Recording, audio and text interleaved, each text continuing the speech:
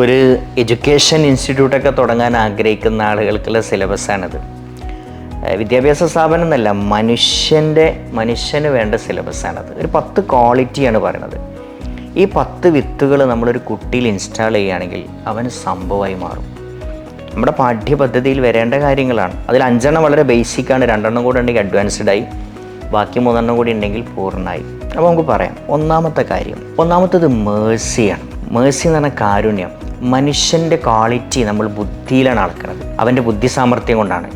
എന്നാണോ നമ്മൾ മേഴ്സിയെ മനുഷ്യ നന്മയുടെ ക്രൈറ്റീരിയ ആയിട്ട് അംഗീകരിക്കുന്നത്, അന്നേ നമ്മൾ രക്ഷപ്പെടുള്ളൂ. കാരുണ്യമില്ലെങ്കിൽ അവൻ മനുഷ്യനല്ല. മനുഷ്യൻ്റെ നന്മ അളക്കപ്പെടുന്നത് കാരുണ്യത്തിലാണ്.